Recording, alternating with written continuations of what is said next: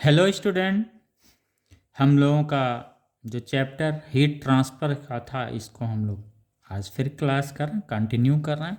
हम लोगों ने कन्वेक्शन से स्टडी किया था, कंडक्शन स्टडी किया था और रेडिएशंस हम लोगों का कंटिन्यू है। कल जो हम लोगों का 1 आवर का क्लास था वो किस पे था? रेडिएशंस पे था। ओके, इसको हम थोड़ा सा रिकैप्चर करने की कोशिश करते हैं फिर रेडिएशंस को, क्योंकि जब तक हम थर्मल रेडिएशंस नहीं समझेंगे, ठीक है। Thermal radiation it is a one of the way to transfer the heat. क्योंकि हीट ट्रांसफ़र कितने तरीके से होते हैं, heat the way by which the heat transfer used to take in place. These are the three ways. One is the convection, by the way of convection heat transfers होता है, by conductions heat transfers होता है, by radiations heat transfer होता है। इस radiations को हम लोग कंटिन्यू अभी कर रहे हैं आज के क्लास में। इसको और ब्रीफ से हम लोग समझेंगे और साथ में जो न्यूटन्स लॉ ऑफ कूलिंग है इसकी भी हम लोग आज स्टडी करेंगे। तो आज हम लोगों का मेन पॉइंट वही है, न्यूटन्स लॉ ऑफ कूलिंग को समझना। इससे पहले थोड़ा सा थर्मल रेडिएशंस पे और हम लोग डिस्कस कर लेते हैं, ठीक है।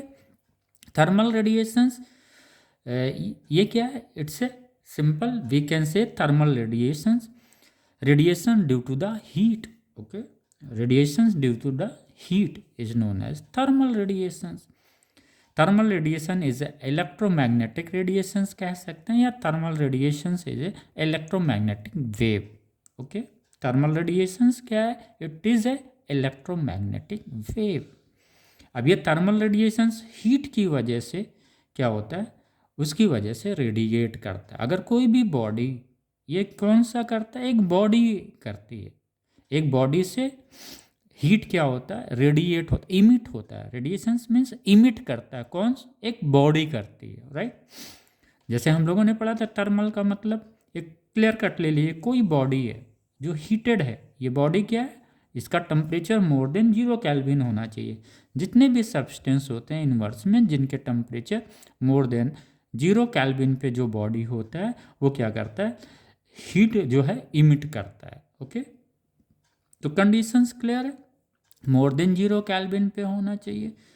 थर्मल क्या है? ये बॉडी का है, बॉडी का हीट है। ओके, तो क्लियर हो गया। The all the substances in the universe which is at more than 0 kelvin temperature radiate thermal energy or emits the thermal energy or emits the heat, okay, in the form of radiant energy और heat energy. Clear हो गया। तो 0 kelvin तो हमारा main है, more than that होना चाहिए। इसका मतलब रेडिएशंस हर जगह होगा, जितने भी सब्सटेंस हैं, चाहे वो लिक्विड हो, चाहे सॉलिड हो, चाहे गैस हो। ओके, गैस में क्या है बेटा? थोड़ा सा मॉलिक्यूल्स क्या होता है, इनके डिस्टेंस अधिक होते हैं, दूर दूर होते हैं। इनके जो मॉलिक्यूलर डिस्टेंस होते हैं, सेपरेशंस होते हैं मॉलिक्यूल्स के, वो अधिक होता है compare to the liquids and solid. इनके मॉलिक्यूलर डिस्टेंस अधिक होते हैं, राइट। इस वजह से जो रेडिएशंस होता है करीब करीब मॉडरेट ही होता है गैस में। इनसिग्निफिकेंट तो हम नहीं कह सकते हैं, बट मॉडरेट जो है रेडिएशंस गैस मॉलिक्यूल्स में होते हैं। क्यों?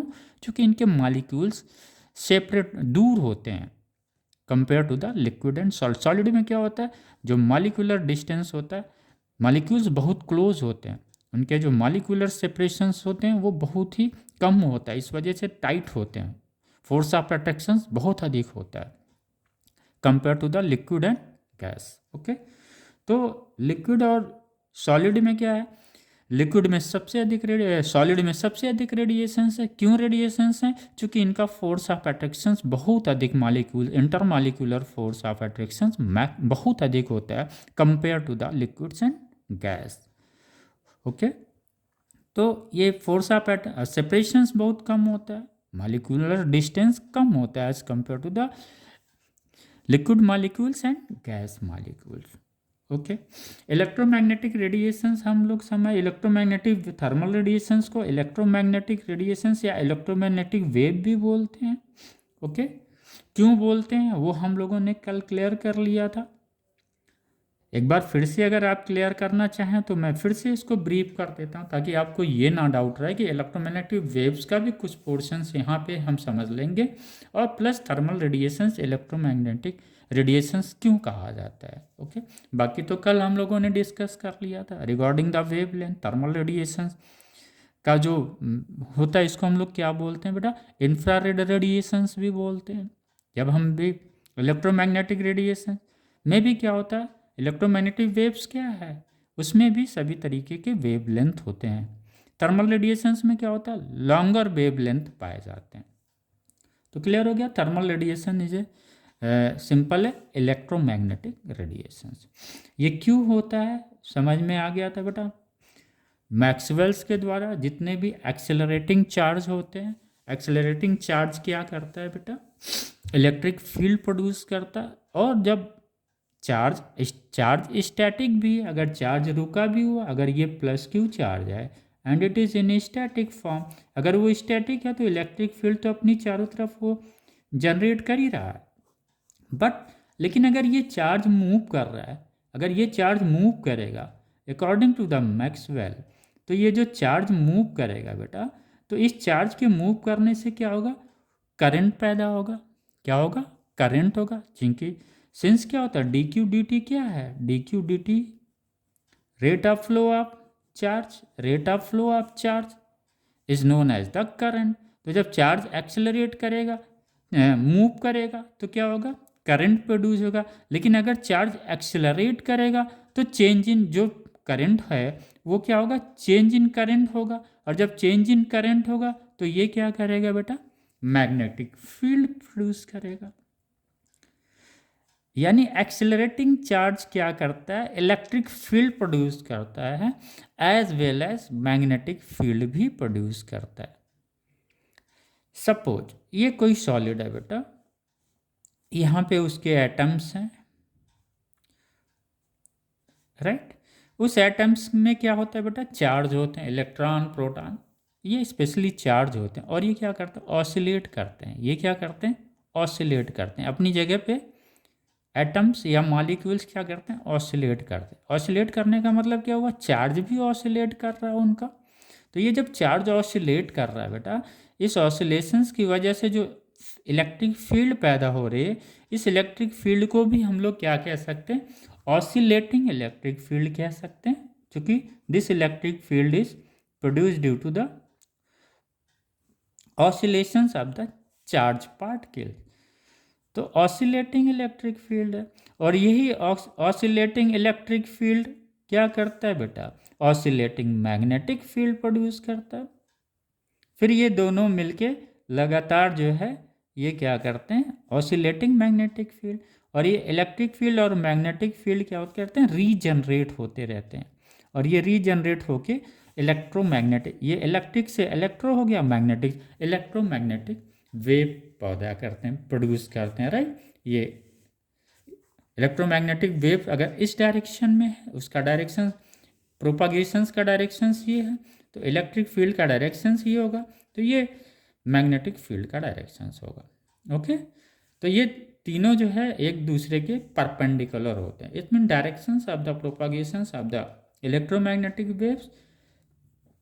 और ये तीनों electric field and oscillating field, ये तीनों क्या होते हैं, एक दूसरे पे 90 डिग्री के एंगल्स बनाते हैं। तो ये तो दैट इज ऑल। अभी हम लोग जब वेव पढ़ेंगे बच्चों, तो इसमें हम लोग और डिटेल से पढ़ेंगे, राइट। तो रेडिएशंस का पार्ट क्लियर, थोड़ा कॉन्सेप्ट्स क्लियर हुआ।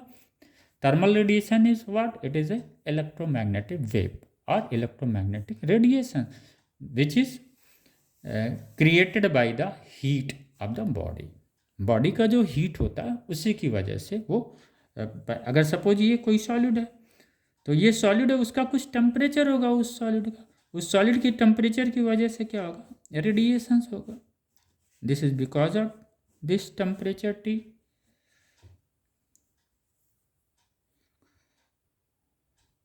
तो this is all about that कि ये आपका जो है यहाँ से रेडिएट कर रहा because of its own temperature. Okay, radiation is कैसे होता है, by the virtue of its temperature. Body का जो टेम्परेचर है उसके कारण जो है वो रेडिएशंस होता है, कोई बाहर से नहीं आ रहा है।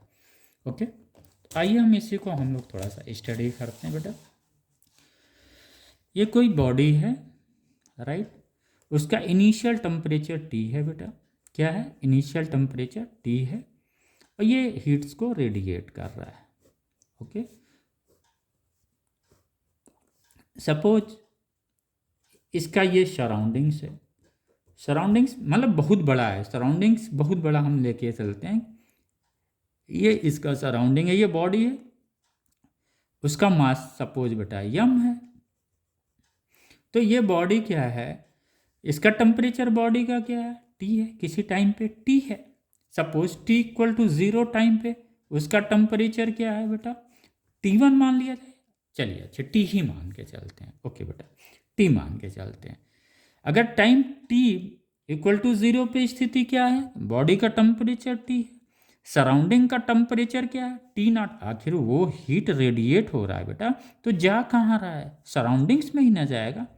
ये जो बॉडी हीट इमिट कर रही है in the form of radiations, वो जा कहाँ रहा है, वो सराउंडिंग में ही तो जा रहा है। अगर वो सराउंडिंग्स में जा रहा है तो किसी समय के बाद क्या होगा बेटा, अभी हीट वो इमिट कर रहा है, हीट इमिट करेगा तो ये क्या होगा, कुछ समय बाद उसका टेम्परेचर भी तो डाउन होगा बेटा, ये T तो रहेगा नहीं। आफ्टर सम टाइम ये टेम्परेचर डिक्रीजेज आल्सो। क्यों? क्योंकि वो हीट लॉस कर रहा है। ये बॉडी क्या कर रही है, हीट लॉस कर रही है, हीट ट्रांसफर कर रही है। किसको कर रही है, सराउंडिंग को कर रही है। तो यहाँ पे हीट लॉस होने की वजह से टेम्परेचर क्या होगा, फॉल डाउन करेगा। राइट, हम लोग को रिलेट कर रहे हैं बेटा, जो लॉ हम लोग आज पढ़ने जा रहे हैं इसको को रिलेट किया जा रहा है। इतना हम लोगों का क्लियर हो गया। अब जब ये हीट यहाँ पे इमिट कर रहा है, ये बॉडी हीट क्या कर रही है, लॉस कर रही है।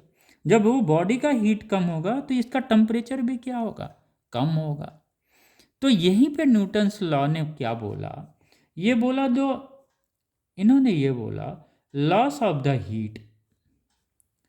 क्या बोला, लॉस ऑफ द हीट। अगर लॉस ऑफ कहीं लॉस दिखाना होता है बेटा, हम क्या दिखा देते हैं, इसके पहले माइनस दिखा देते हैं। जिस माइनस साइन का सिग्निफिकेंट यही है, it indicate that there is a loss of heat.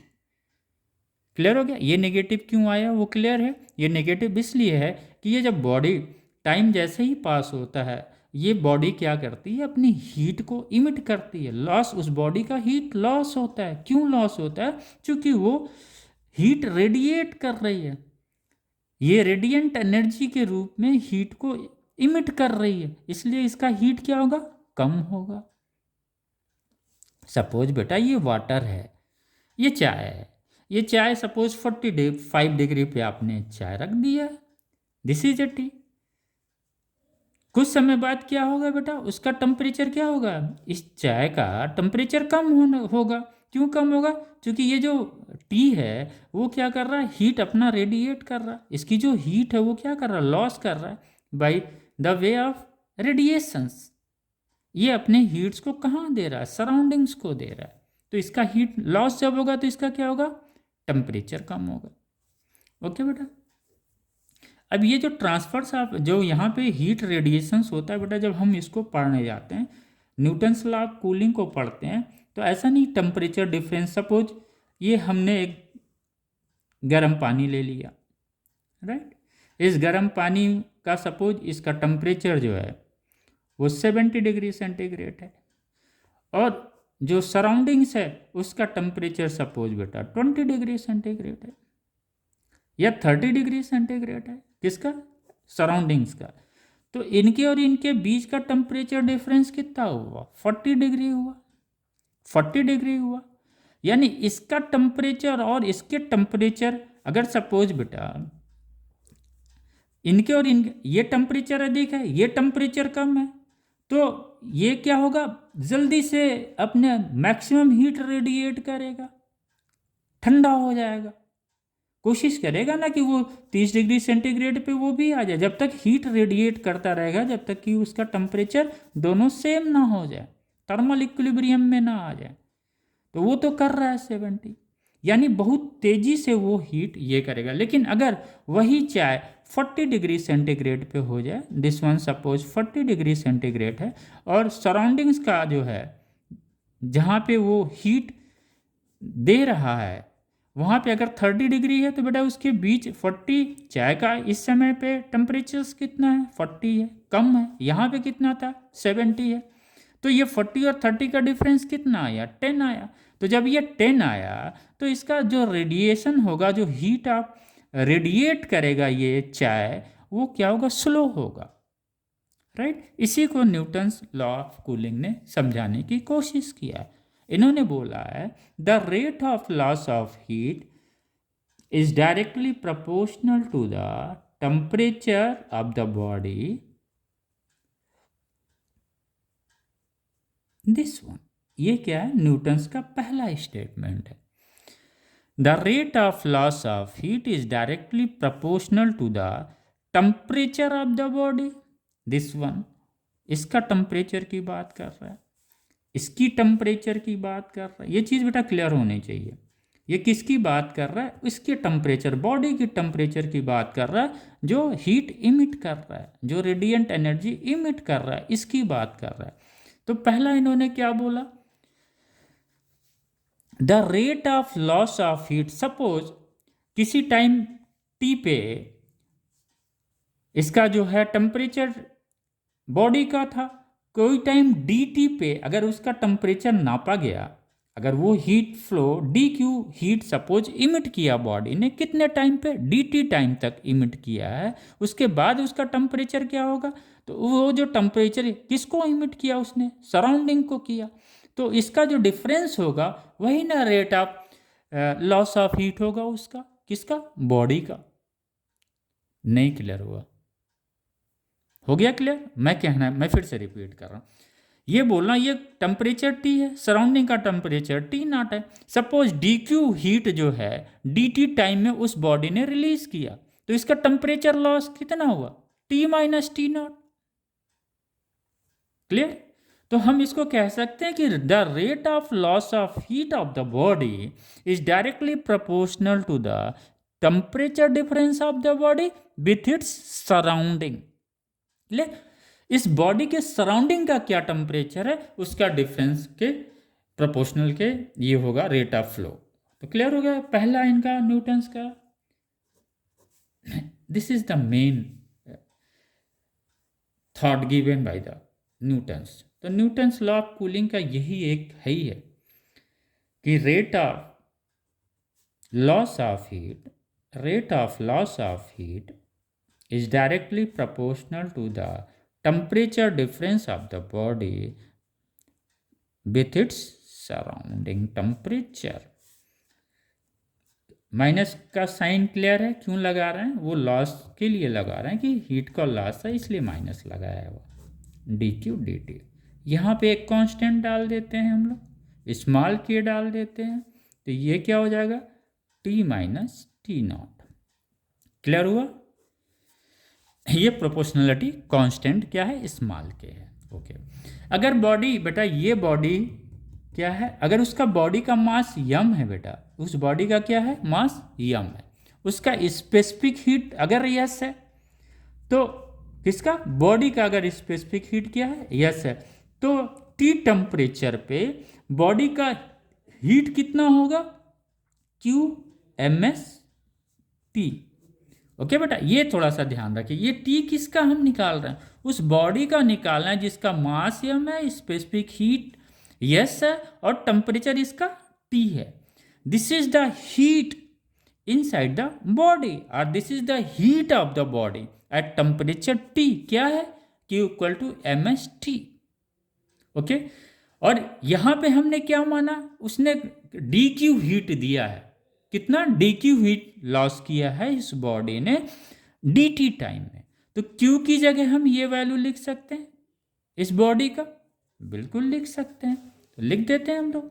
ये क्या हो जाएगा बेटा, डी क्यू की जगह हमने क्या लिखा, एम एस टी। ये टी क्या है, बॉडी का टेम्परेचर है। यहाँ पे थोड़ा सा कंफ्यूज आप लोग हो जाते हैं, कंफ्यूज बिल्कुल मत होइएगा इस टी पे। This T is the temperature of the body, जिससे हीट इमिट हो रहा उसका टेम्परेचर है, जिससे रेडिएशंस इमिट हो रहे उसका टेम्परेचर है। तो इस टी को बेटा फिक्स कर लीजिए दिमाग में। ओके, तो ये हो गया by D T equal to कितना हो गया, small K T minus T nought. T nought is the temperature of the surrounding. ये चेंज नहीं होता, जब हम लोग कूलिंग पढ़ते हैं तो इसमें इसको चेंज नहीं करते, वो जो दिया रहेगा वही हम लिख देते। चेंज क्या होता है बेटा, ये बॉडी का टेम्परेचर चेंज होता है टाइम के रिस्पेक्ट में। टाइम के रिस्पेक्ट में सराउंडिंग का टेम्परेचर चेंज नहीं माना गया है। ओके बेटा, तो हम लोग थोड़ा सा आगे इसको कर लें। आइए, ये क्या हो, अच्छा यहीं पे कर लेते हैं। तो ये क्या हो जाएगा, डी टी हो गया, यहाँ पे माइनस लगेगा, ये क्या हो गया माइनस, ये स्मॉल के अपन एम एस। इस पे बेटा क्वेश्चंस आते हैं और इस पे बड़ा ध्यान से इसको समझने की कोशिश करिएगा। ये बेटा हो गया। अब ये के अपान स्मॉल के अपान एम एस को हम एक अलग कांस्टेंट दे दें, कैपिटल के दे दें, small K upon M S. M is the mass of the body, S is the specific heat of the body. This K क्या है बेटा, अगेन ए प्रोपोर्शनल कांस्टेंट। इसको हम लोग एक नाम दे देते हैं कूलिंग कांस्टेंट। कंफ्यूज मत होइएगा, क्योंकि अभी आप लोग जब स्टीफेंस का पढ़ेंगे ना तो फिर कंफ्यूजन हो जाता। या अभी आपने जो पढ़ा था कंडक्शंस पढ़ा हुआ था, कंडक्शंस में भी हम लोगों ने rate of flow of heat में एक वर्ड्स के यूज़ किया था, जिसको हम लोगों ने थर्मल कंडक्टिविटी बोला हुआ था। तो इसको बेटा हम लोग क्या बोल दें, कूलिंग कांस्टेंट बोल दें। ओके, तो हम लोगों को क्या मिल गया था, minus D T upon D. यहाँ पे हम लोग लिख लेते हैं बेटा, क्या मिला था हम लोगों को, ये यहाँ पे आ गया था minus D T by D T. इसी को हम लोग क्या बोलते हैं, ये टेम्परेचर है बेटा, fall in temperature.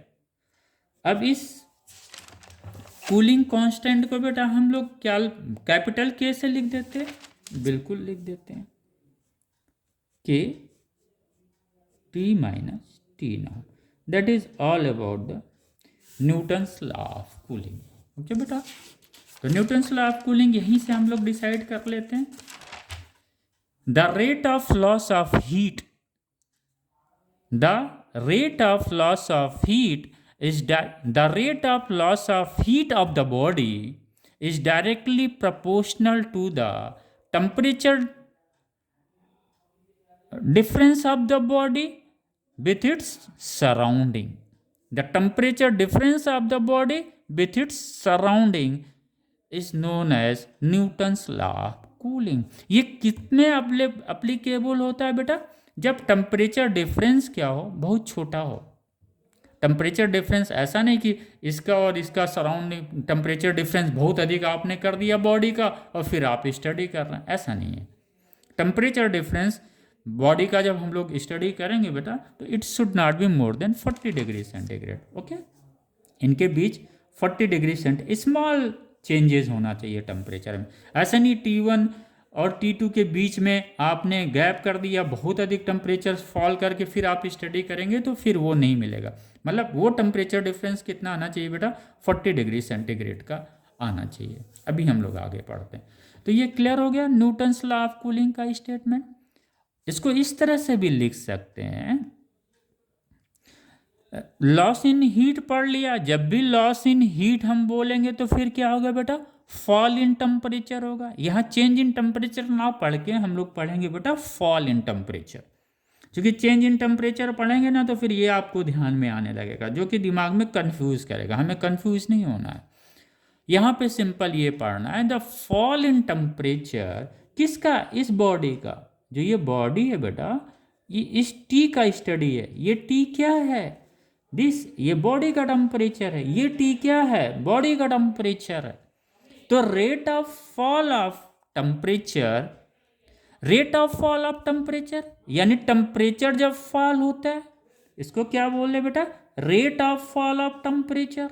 Rate of fall of temperature यानी टेम्परेचर गिर रहा है, तो अगर वो टेम्परेचर का रेट जो है गिरने का है, दर गिरने का है, तो इसको हम ये भी तो लिख सकते हैं, रेट ऑफ कूलिंग भी लिख सकते हैं इसको, बिल्कुल लिख सकते हैं। तो it mean the rate of fall of temperature, और इसको हम लोग लिख सकते हैं रेट ऑफ कूलिंग किसका, of the body, of the body. Language बेटा क्लियर हो गया। तो हम न्यूटन्स लॉ कूलिंग को डिफाइन कैसे करते हैं इसको हम लोग समझ गए। फिर से रिपीट करें बेटा, rate of fall of temperature of the body, ये बॉडी को हमेशा ध्यान में रखिएगा, अदरवाइज आप लोग इस सराउंडिंग के टेम्परेचर में क्या होता है ना, फिर दूसरा सोचने लगेंगे। नहीं, बॉडी का rate of fall of temperature of the body is indirectly proportional to the change of temperature of the body with its surrounding. The rate of fall of temperature of the body or the rate of cooling of the body is directly proportional to the temperature difference of the body with its surrounding. Okay, तो Newton's law of cooling समझ में आ गया, बिल्कुल समझ में आ गया। हम लोग ऐसे भी इसको डिफाइन कर सकते हैं, D Q by D T. ये माइनस बेटा समझ में आ गया, क्योंकि ये माइनस क्या, लॉस हो रहा है या फॉल हो रहा है। फॉल भी क्या होता है, लॉस ही होना हुआ ना। फॉल और लॉस को रिप्रेजेंट करने के लिए उसके पहले हम माइनस का साइन लगाते हैं। ये साइन हमेशा क्लियर होना चाहिए बेटा, तो भाई आपको हमेशा कंफ्यूज करेगा कम है अधिक है क्या, नहीं, वो लॉस हो रहा है, that's why we have given this one here. हम जब डी क्यू डी टी को डिफाइन कर रहे हैं बेटा, तो क्या बोल रहे हैं, the rate of loss of heat of the body, the rate of loss of the heat from the body, the rate of loss, ये जो बॉडी का हीट है उसमें लॉस हो रहा है, सराउंडिंग की तरफ मत देखिए, सिर्फ बॉडी की तरफ देखिए, is directly proportional to the temperature difference of the body with its surrounding। Temperature क्या था, T था। ओके, ये क्लियर हो गया बेटा। अब हम लोग थोड़ा सा इसको और समझ, अब इसको मैथ के पोर्शंस को समझा जाए।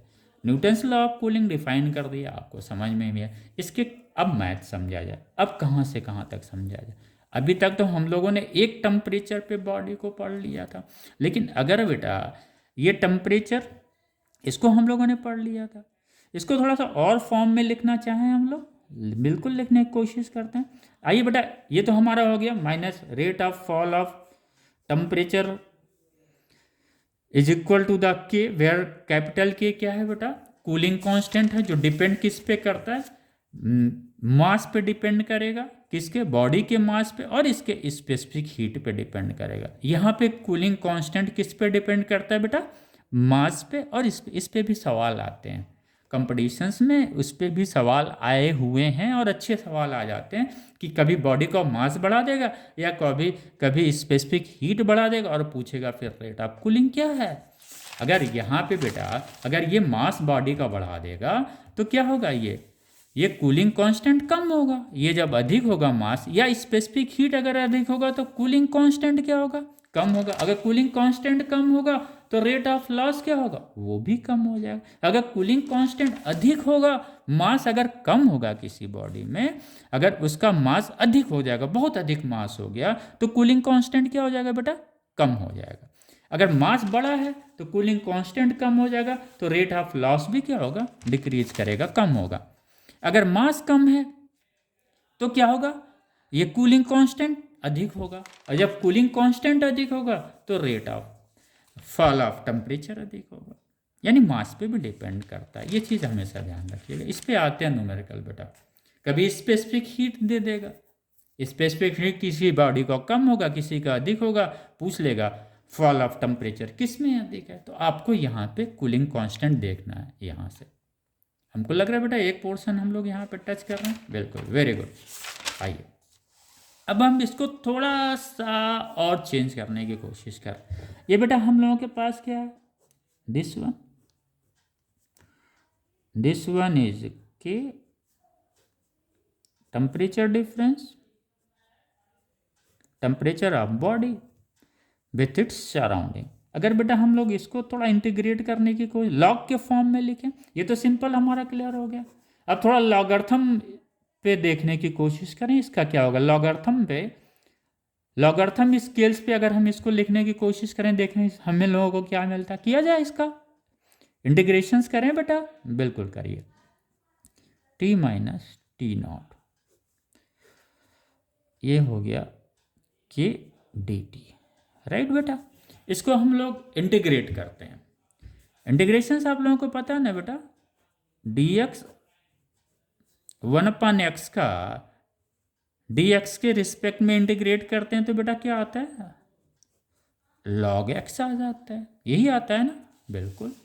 अगर t माइनस टी नॉट है, सपोज ये कोई y हमने ले लिया, इसका इंटीग्रेशन करने का तरीका हम बता रहे हैं बेटा आपको, t माइनस टी नॉट, अगर इसको हमने y मान लिया, चूंकि हमें dt के रिस्पेक्ट में करना है, यहाँ पे तो t नॉट आ गया, ये तो मुझे दिक्कत कर रहा है, तो फिर हम क्या करें, इसको जरा सा देख लें, ये क्या dt क्या होगा यहाँ पे, अगर बेटा इसको हम इस t के रिस्पेक्ट में अगर हम डिफ्रेंशिएट करें तो क्या मिलेगा, dt बाई डी टी, ये कांस्टेंट है, कांस्टेंट का डिफ्रेंशिएशन क्या होता है बेटा, 0 होता है, एंड दिस वन क्या हो जाएगा, डी वाई डी टी, ये ऐसे ही ना हम लोग करते हैं बेटा, इंटीग्रेशन ऐसे ही ना किया जाता है, चूंकि यहाँ पे x की जगह क्या लिखा हुआ, t माइनस टी नॉट है, इसी को समझने की कोशिश कर रहे हैं हम लोग, राइट। ये 0 हो गया, ये 1 हो गया, ये -0, ये कितना होगा बेटा, डी वाई डी टी, इसका मतलब D Y is equal to D T, यानी यहाँ पे कोई चेंजेस नहीं आएगा, यानी इसको हम ऐसे ही सिंपल लिख दें बेटा, माइनस लॉग, इसको सिंपल लिख दें, ये क्लियर हो गया बेटा।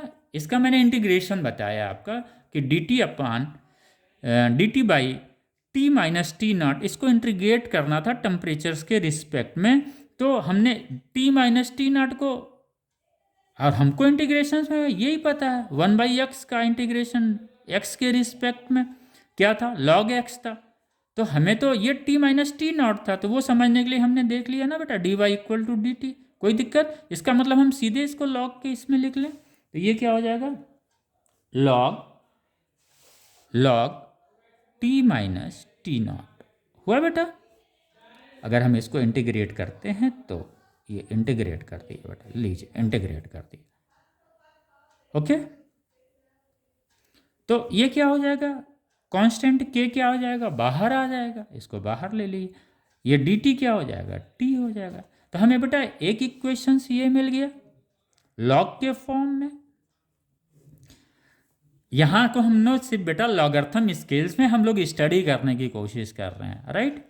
लॉगरिथम कोई नई चीज़ नहीं है, लॉग हम लोगों ने क्लास 9th हाई स्कूल में खूब पढ़ा हुआ है बेटा, ओके, तो वही लॉग है, यहाँ पे थोड़ा सा लॉग का है, तो 9th हाई स्कूल की बुक्स ले लीजिएगा, लॉगरिथम का चैप्टर क्लास 8th में मिल जाएगा बेटा आपको, तो ये छोटी छोटी चीज़ आप लोग ज़रूर अपने इसमें रखें, T minus T nought equal to K T,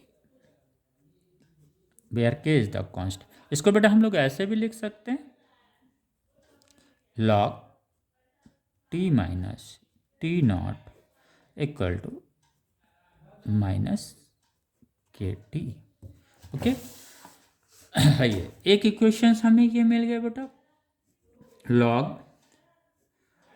T minus T nought equal to minus K T. इसको बेटा अगर हम लोग देखें तो ये हमको कुछ इस तरह से y equal to M X plus C के, यहाँ पे सपोज कोई कांस्टेंट मान लीजिए, कंपेयर अगर हम लोग करते हैं इस इक्वेशंस को और इस इक्वेशंस को, तो हमें ये समझ में आता है अगर हम ये ग्राफ खींचेंगे तो हमें स्ट्रेट लाइन मिलेगा, क्या मिलेगा, स्ट्रेट लाइन मिलेगा, ये हुआ टाइम हो गया बेटा, this one is the time, और ये अगर है log T minus T not, तो इस पे जो ग्राफ बनेगा बेटा, इनके बीच अगर ग्राफ पूछे आपसे, इस चूंकि ये स्ट्रेट लाइन है, तो ये स्ट्रेट लाइन है, तो that graph will come like this, okay. तो ये ग्राफ आपको इस तरह से, कूलिंग का ग्राफ क्या मिलेगा, स्ट्रेट लाइन मिलेगा, क्या मिलेगा बेटा, स्ट्रेट लाइन मिलेगा, ओके। अगर हम लॉगरिथम स्केल पे इसको कंपेयर करते हैं तो ये दिस इक्वेशंस क्या आ गया बेटा, स्ट्रेट लाइन में ग्राफ मिलेगा। अगर आपको इस तरह से ग्राफ मिले तो आपके दिमाग में स्ट्रेट लाइन होना चाहिए, राइट। आइए एक यहीं पे और ग्राफ समझ लेते हैं। अब लॉग हटाने की कोशिश हम लोग कर रहे हैं। ये जो लॉगरिथम है बेटा, इसको हटाने के लिए हम लोग फिर क्लास 8th या 9th के लॉगरिथम के चैप्टर में जाएंगे। ये क्या है बेटा? माइनस के टी है। हम लोगों ने लॉग में पढ़ा हुआ था, लॉग भी पढ़ाना पड़ेगा बेटा। चलो थोड़ा थोड़ा पढ़ लेते हैं, फिर क्या दिक्कत है। आइए पढ़ लेते हैं, यहीं पे पढ़ लेते हैं। लॉग क्या है बेटा? अगर मान लो बेटा ये y है, ये e to the power x है, राइट। ये क्या है? y equal to E to the power. अगर आपसे कोई बोले इसको अब आप जो है लॉग के फॉर्म में लिखें, तो हम क्या लिखेंगे इसको? Log y x log e, यही ना लिखेंगे बेटा। टू द बेस e, ये बेस e है, ये बेस e है। समझ में आ गया? नहीं आया? आ गया समझ में सर। तो ये क्या हो जाएगा? log y to the base e। आपको पता है सेम बेस पे log की वैल्यू क्या होती है? अगर log ये a है, टू द बेस a है, तो इसकी वैल्यू हमेशा कितनी होती है बेटा? 1 होती है, राइट। ये क्लास 8th 9 का है, ज़रूर आप इसको आप स्टडी करें। सेम बेस पे log की वैल्यू 1 होती है, ओके। तो यहाँ पे ये बेटा ई जो है ना, स्मॉल ई, इसको यूलर नंबर बोलते हैं। क्या बोलते हैं? दिस ई, समझ लीजिए। नहीं तो आप भी कहेंगे ये कहाँ से स्मॉल ई बार बार हमारे यहाँ यूज़ होता है। ये यूलर्स नंबर है। क्या है? यूलर्स नंबर है, या इसी को यूलर्स कांस्टेंट बोलते हैं, क्योंकि ये नंबर्स आपको मिलेगा यूलर्स कांस्टेंट, राइट बेटा। तो ये क्या हो जाएगा? This one is the x, यही ना हुआ। अगर हम इसको y मान लेते हैं, अगर हम इसको y मान लेते हैं बेटा, अगर हम इसको क्या मान लेते हैं? y मान लेते हैं। अगर हमने इसको y मान लिया तो फिर हम t माइनस टी नॉट को इस तरह से लिखेंगे, राइट। और ये kt को हमने क्या मान लिया बेटा? x मान लिया, यही ना आया है। या आप बेटा देखो लॉग को समझो, अगर लॉग आप नहीं समझोगे तो फिर ये न्यूटन्स लॉ ऑफ कूलिंग आपको ये वाला पोर्शन नहीं समझ में आएगा बेटा। जो न्यूटन्स लॉ ऑफ कूलिंग है, इसको हम लोग लॉगरिथम में लिख रहे हैं और समझने की कोशिश करें। जैसे एक इक्वेशंस था y equal to E to the power x, exponential है ना वो। अभी y किस में है बेटा? एक्सपोनेंशियल फॉर्म में। एक्सपोनेंशियल किसे बोलते हैं? अगर किसी इस पे नंबर्स पावर्स होते हैं तो इसको क्या बोलते हैं? एक्सपोनेंशियल बोलते हैं। ई पे पावर क्या है? x है, तो ये एक्सपोनेंशियल हुआ। तो y equal to E to the power x है, इसका हम लोगों ने लॉग निकाला on to the base of this Euler's number, तो हमको ये मिला this one log y to the base e equal to x मिला। मिला ना? बिल्कुल मिला। किसका मिला? y equal to E to the power x का क्या मिला मुझे? हमें ये मिला। यहाँ पे y क्या है बेटा? t माइनस टी नॉट, ये e है, जो भी बेस है वो बेटा e का बेस है। तो हम लोग यहाँ से कम y की जगह हम लोग ये लिखते हैं, बिल्कुल लिखते हैं। क्या मिला हमें?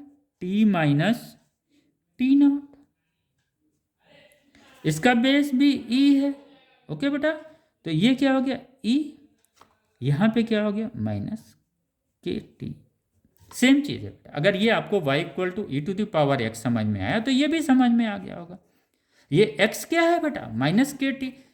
इसको आप देखो ना, log y to the base e equal to X. log y की y क्या है? t minus T nought, base same है e equal to X. X क्या है? माइनस के टी है। तो इसको हम लोगों को ये इक्वेशन मिल गया, t minus T nought equal to E minus E to the power minus K T, okay. अगर हम इसको और थोड़ा सा ये लिखें तो टेम्परेचर ऑफ द बॉडी क्या हो जाएगा? T nought plus E to the power minus K T. एक इक्वेशन हमें ये मिल गया, ओके बेटा। एक ग्राफ तो हमको लॉगरिथम के फॉर्म में अगर हमने निकाला था, लॉगरिथम स्केल पे अगर हमने निकाला था, तो हमें क्या मिला था बच्चों? स्ट्रेट लाइन मिला हुआ था। आइए अब इसको थोड़ा सा समझने की कोशिश करें, इसको ग्राफ को समझा जाए बेटा। हमें क्या मिला? दिस वन मिला हमें t minus T not, temperature of the body, minus temperature of the surrounding, वो नहीं चेंज होता है। यहाँ पे हम लोग ये रखेंगे सेम, हर जगह आपको पूरे न्यूमेरिकल में सेम मिलेगा। दिस वन के is the cooling constant, T is the time, यही ना हमें मिला हुआ बेटा। अगर हम लोग इसको देखें तो ये क्या हुआ, y equal to E to the power x, यानी हमें ये जो कर्व अगर एक्स वाई एक्सिस पे खींचना होगा तो we will find this curve. Okay बेटा, y और x एक्सिस पे हमें क्या मिलेगा, ये कर्व मिलेगा। इसी तरह से अगर हम ये एक्सिस y एक्सिस को टेम्परेचर डिफरेंस मान लेते हैं, this one temperature of the body minus temperature of the surrounding, और ये क्या हो गया बेटा, हमने x एक्सिस पे टाइम मान लिया, इससे क्या मान लिया, टाइम मान लिया, टाइम मान लिया हमने। तो हमें क्या निकालना है, ये this one E minus K T, यानी एक्सपोनेंशियल फॉर्म में ई है, इसका मतलब इसका भी कर्व क्या होगा, दिस वन, राइट। ये इस तरह से कर्व मिलेगा दिस शेप का। ओके बेटा, तो ये दोनों कर्व आप जरूर डिफरेंस समझ लीजिए, अदरवाइज क्या होता है ना, थोड़ा थोड़ा हम लोगों को लगता है कि हम ये कर्व पे जाएं, जब लॉग में जाएंगे बेटा तो हमें क्या मिलेगा, टोटल स्ट्रेट लाइन मिलेगा ये, राइट। क्योंकि ये क्या है, स्ट्रेट लाइन इक्वेशन से टैली सिमिलर है वो, right. y equal to M X plus C क्या है, it's the straight line, equations of the straight line. ये इससे अगर हम कंपेयर करें तो it is similar to that, यानी लॉगरिथम में हमें y equal to M X plus C ध्यान में रखना बच्चों, ठीक। अगर हम लॉगरिथम हटा के इसको एक्सपोनेंशियल फॉर्म में लिखते हैं तो इसका एक्सपोनेंशियल फॉर्म ये है, उसमें क्या होगा, जो टेम्परेचर डिफरेंस विदाउट लॉग का है वो टेम्परेचर डिफरेंस और टाइम के बीच जो ग्राफ मिलेगा ये हमें इस तरह से कर्व में मिलेगा, टिल्ड होके कर्व मिलेगा, राइट बेटा। क्लियर हो गया, यानी हमको न्यूटन्स लॉ में रेट ऑफ, ये क्या है बेटा, फॉल ऑफ रेट है ना, टी माइनस टी नॉट क्या, फॉल ऑफ रेट, तो ये फॉल ऑफ रेट को दर्शाता है। जैसे जैसे टाइम बढ़ेगा, ये टाइम है बेटा, ये क्या है, टेम्परेचर डिफरेंस है, और ये जब टेम्परेचर डिफरेंस क्या होगा, कम होता चला जाएगा, टाइम जैसे जैसे बढ़ेगा उसका रेडिएशंस बढ़ेगा, फॉल इन टेम्परेचर क्या होगा, बढ़ेगा, फॉल इन टेम्परेचर क्या होगा, बढ़ेगा। ये क्या है, टी माइनस टी नॉट क्या है, फॉल इन टेम्परेचर है, वो क्या कर रहा है, वो टाइम जैसे जैसे बढ़ रहा है, ये देखिए ये क्या हो रहा है, फॉल हो रहा है, टेम्परेचर क्या हो रहा है, यहाँ पे टेम्परेचर क्या हुआ, फॉल हुआ, यहाँ पे टेम्परेचर फॉल हुआ, यहाँ पे टेम्परेचर, यहाँ पे सपोज बेटा ये आया, ऐसे ग्राफ ले लो बेटा, दिस वन, ये टाइम टी हो गया, यहाँ ये ग्राफ है टी माइनस टी नॉट। अगर हम इनके बीच ऐसे ग्राफ खींचते हैं और देखते हैं तो बेटा ये सपोज यहाँ पे बॉडी का टेम्परेचर T1 है, तो ये क्या हो जाएगा, T1 माइनस टी नॉट हो जाएगा। यहाँ पे बॉडी का टेम्परेचर बेटा सपोज T2 है, तो ये टेम्परेचर फॉल होके कितना आ जाएगा, T2 माइनस टी नॉट हो जाएगा। ये टेम्परेचर बेटा सपोज बॉडी का यहाँ पे इस समय ये टाइम पे टेम्परेचर ये था, सपोज T1 टाइम था, ये टाइम जैसे ही बढ़ा, टाइम T1 से T2 हुआ, टेम्परेचर यहाँ पे T2 आ गया, ये टाइम बेटा T3, तो ये टेम्परेचर T3।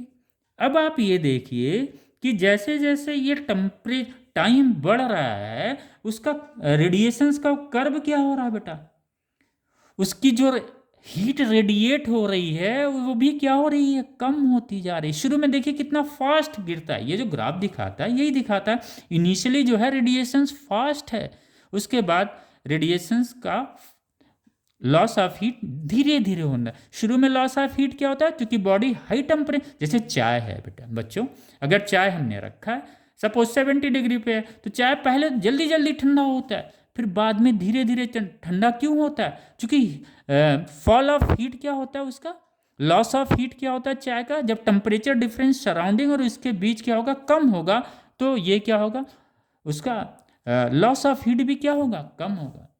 यही हम लोग बात करते हैं कि 70 डिग्री पे है, सराउंडिंग 20 डिग्री पे है, तो इनके बीच टेम्परेचर डिफरेंस कितना हुआ, 50 डिग्री हुआ। अगर वो 50 डिग्री पे है तो जाहिर सी बात है टेम्परेचर डिफरेंस अधिक है, तो क्या करेगा वो, हीट लॉस अधिक होगा।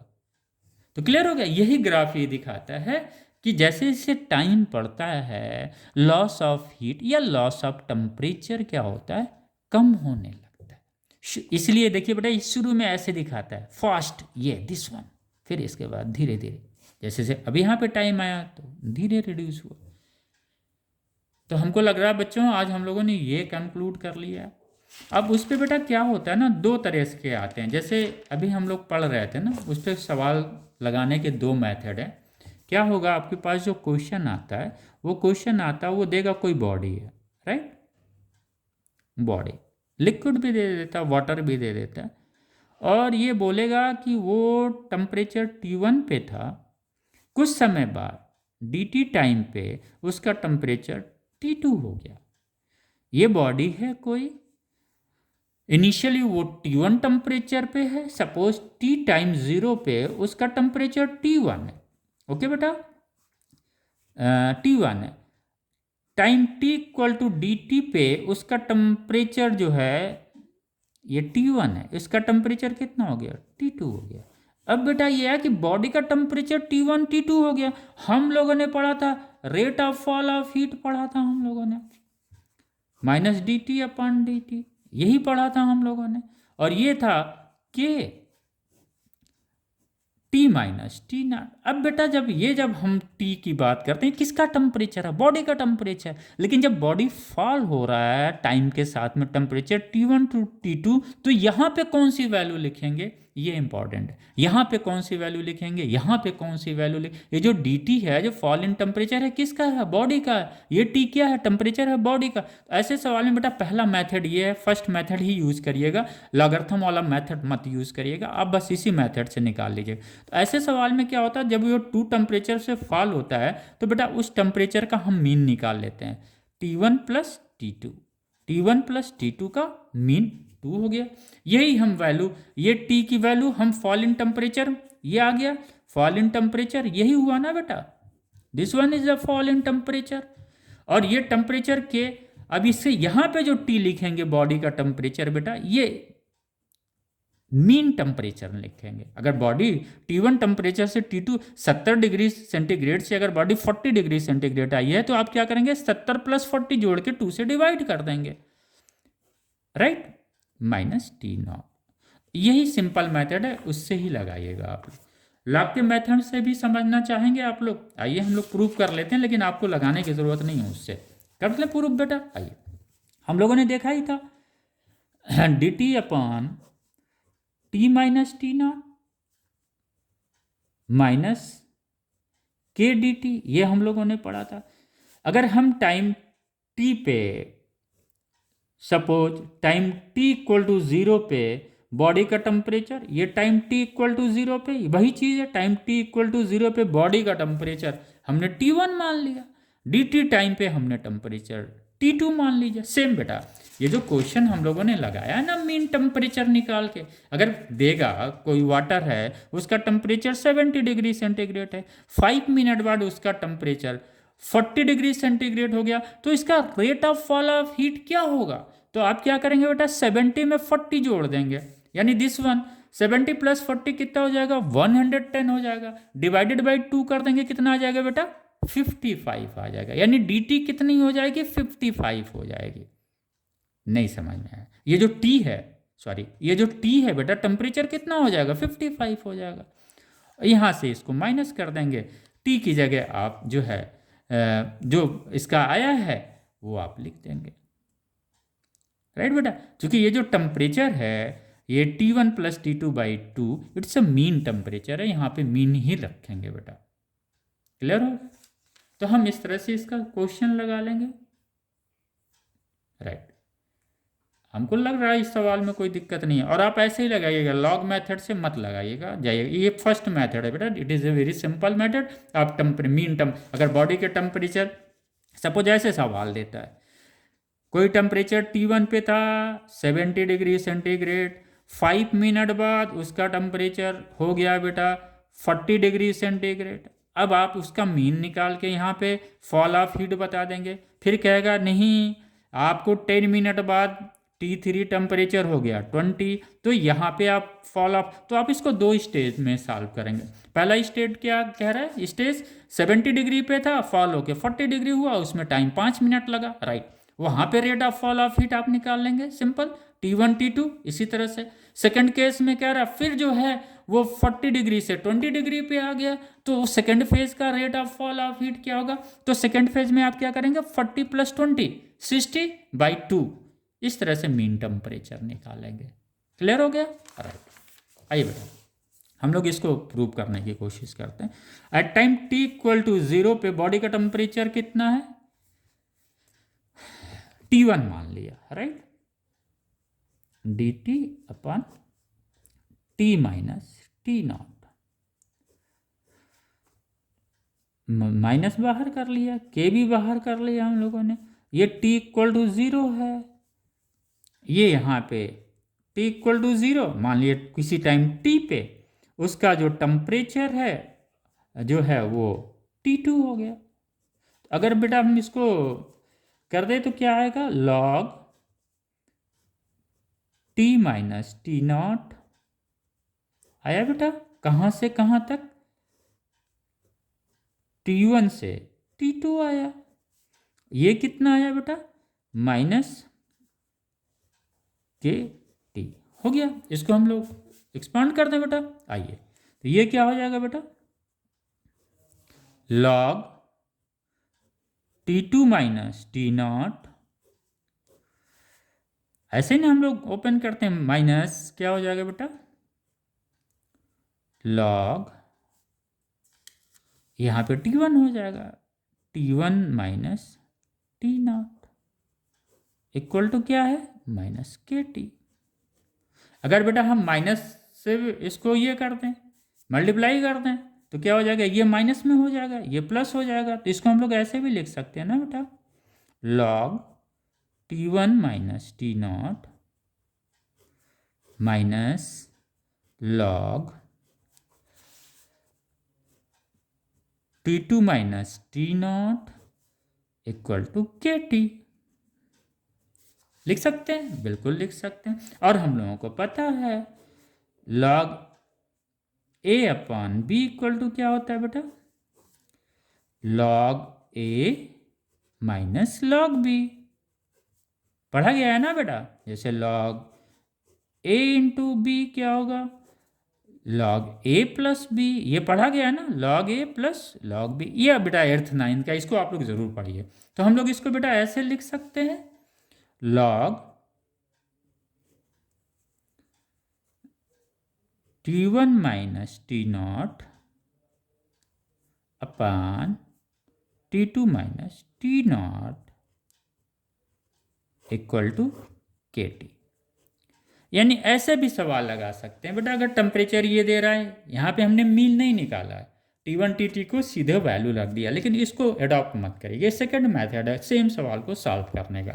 इसको अडॉप्ट करेंगे तो फिर कैलकुलेशन आपका लंबा होगा, इसलिए आप बेटा फर्स्ट मेथड से यहाँ पे मीन टेम्परेचर निकाल लीजिएगा। अदरवाइज इस मेथड से जाएंगे तो आपको पता है वाटर है, किसी टाइम पे उसका टेम्परेचर T1 है, 10 मिनट बाद उस वाटर का टेम्परेचर ये 70 डिग्री है, ये 70 डिग्री है, ये 30 डिग्री है। तो आप क्या करेंगे? T1 70 रख देंगे, T2 30 रख देंगे, इसकी वैल्यू निकाल लेंगे, टाइम रख देंगे। ये लॉगरिथम प्रोसेस हुआ। उस पे ना जाके आप इजी गोइंग प्रोसेस सीधे T1 प्लस T2 अपॉन 2 कर दीजिएगा, फेजेज चाहे जितनी ही आती चली जाए। तो इस तरह से न्यूटन्स लॉ ऑफ कूलिंग के क्वेश्चंस लगेंगे बेटा। अब आप लोग अपने नोट्स बना लें। आज हम लोगों ने थोड़ा सा मैथ वाला पोर्शन बेटा अधिक टच किया, इसलिए अधिक टच किया है कि थोड़ा सा ये यहाँ पे न्यूमेरिकल से रिलेटेड चीज़ें हैं। अब हम लोग न्यूटन्स लॉ ऑफ कूलिंग को कंपोज करने जा रहे हैं बेटा। Newton's law of cooling, very good. ऐसे ही बेटा पढ़ा जाता है, एंजॉय करके पढ़िए, चीज़ों को समझिए। जैसे आपको समझ में आ गया, अगर टेम्परेचर डिफरेंस फॉल हो रहा है तो हम इस टेम्परेचर फॉल को हम दो तरीके से स्टडी कर सकते हैं, राइट बेटा। लॉग का थोड़ा सा आप लोग क्लास 8th 9th का भी लॉग पढ़ लीजिएगा, फिर भी हमने लिख दिया ताकि आपको कहीं पे कंफ्यूजन ना हो। ओके बेटा, ये लॉग के बेसिक्स होते हैं। log x to the base e है, इसको हम लोग ऐसे भी लिख सकते हैं, log x to the base 10 divided by log e to the base 10। Okay, इसका log 10 to the base e की वैल्यू होती है 2.303, ये होता है इसका वैल्यू बेटा, राइट। बाकी एक्सपोनेंशियल फॉर्म का हम लोगों ने समझा ही दिया था, log y equal to E to the power x। ये एक्सपोनेंशियल फॉर्म में, हम लॉगरिथम फॉर्म में इसी इक्वेशंस को हमने क्या रख दिया बेटा? लॉगरिथम फॉर्म में रख दिया। ओके, लॉगरिथम फॉर्म क्या होता है? सिंपल फॉर्म होता है। एक्सपोनेंशियल फॉर्म क्या होता है, पावर होता है। तो ये y इक्वल टू e⁻x क्या है, y किस फॉर्म में है, एक्सपोनेंशियल फॉर्म में। यहाँ y किस फॉर्म में है, लॉगरिथम फॉर्म में। ओके बेटा, क्लियर, राइट। चलिए हम लोग लिखते हैं न्यूटन्स लॉ ऑफ कूलिंग। कोई दिक्कत नहीं है, बॉडी टेम्परेचर हम लोगों ने पढ़ लिया था। बॉडी का टेम्परेचर क्या होता है, सराउंडिंग के टेम्परेचर से अधिक रहेगा तभी रेडिएट करेगा बेटा। How a given hot body can cool on exchanging the heat with its surrounding. Okay बेटा, कैसे सराउंडिंग से हीट एक्सचेंज होके बॉडी का जो है टेम्परेचर डाउन होता है। Newton's law of cooling states, बेटा इसको जहाँ नोट बनाते होंगे आप लोग लिख लीजिएगा। Newton's law of cooling states that rate of loss of heat of a body is directly proportional to the difference in temperature of the body and its surroundings, provided the difference in temperature is small, that is not more than 40 degrees centigrade, जिसका अभी हम लोगों ने discuss किया था। If loss of the heat by the body is dq in time dt, then rate of loss of the heat और rate of, इसी rate of loss of heat को रेट ऑफ कूलिंग भी बोल देते हैं, और rate of cooling is equal to D Q by D T. Okay बेटा, if this is the mass m of the body, then at temperature T, if the body is having T temperature, this is the temperature of the body and this is the temperature of the surrounding. If this body is having the m mass and the specific heat of the body is S, then the heat inside the body is Q equal to M S T. यहाँ पे हम लोगों ने Q की जगह M S T की value रख दिया था बेटा, जहाँ पे हमें ये मिल गया था, right. Minus D T by D T equal to K upon M S, जहाँ पे ये के था, क्या था बेटा, स्मॉल के क्या है, प्रोपोर्शनल कांस्टेंट था, और इसको हम लोगों ने प्रोपोर्शनल कांस्टेंट के, स्मॉल के को हम लोगों ने कैपिटल के पे रख दिया, जो कि मास और स्पेसिफिक हीट पे डिपेंड कर रहा था बेटा, राइट। तो इसको पॉइंट्स को नोट कर लीजिएगा चाहिएगा तो। Okay, minus D T by D T, the rate of fall of the temperature of the body, right, this is the temperature. D T is क्या है, this is the fall in temperature with respect to the time. D T time में कितना heat का fall हुआ, D T temperature fall हुआ। What exactly it mean to? In time dt there is a fall in temperature is dt. ये capital के लिख दिया बेटा, जो हमारा स्मॉल के में कांस्टेंट था, that is equal to the K upon M S. M is the mass of the body through which heat radiated and S is the specific heat of the body through which heat radiated. This K capital K is known as also we can, हम लोग अपने understanding के लिए समझ लें, ये जो capital के है बेटा इसे कूलिंग कांस्टेंट बोलते हैं। अदरवाइज आप फिर क्या होगा, जब कंडक्टिविटी पढ़ेंगे तो आप जब थर्मल कंडक्टिविटी निकालते हैं वहाँ पे भी एक कैपिटल के दिया हुआ, इसको हम लोग क्या बोलते हैं, thermal coefficient of thermal conductivity बोलते थे। कहाँ, कंडक्शंस में। वो ये कैपिटल के नहीं है बेटा, क्योंकि वो जो हम लोगों ने पढ़ा हुआ था कोफिशिएंट ऑफ थर्मल कंडक्टिविटी, वो सिर्फ मटेरियल के नेचर पे डिपेंड करता था। यहाँ पे क्या है, ये कूलिंग कांस्टेंट इसके मास और स्पेसिफिक हीट पे डिपेंड कर। ओके बेटा, तो ये क्लियर हो गया। Rate of fall of heat equal to K temperature difference of the body with its surrounding. This graph हम लोगों ने ऑलरेडी स्टडी कर ही लिया, ये चीज़ हम लोगों का आ गया था, यहाँ से ही हम लोगों ने निकाल लिया था बेटा। ग्राफ प्लॉट करके अभी हम लोग देख लेते हैं। y equal to M X plus C, चूँकि दिस इक्वेशन सिमिलर है, ये स्ट्रेट लाइन का है, ये भी स्ट्रेट लाइन में ही प्लॉट होगा बेटा, राइट।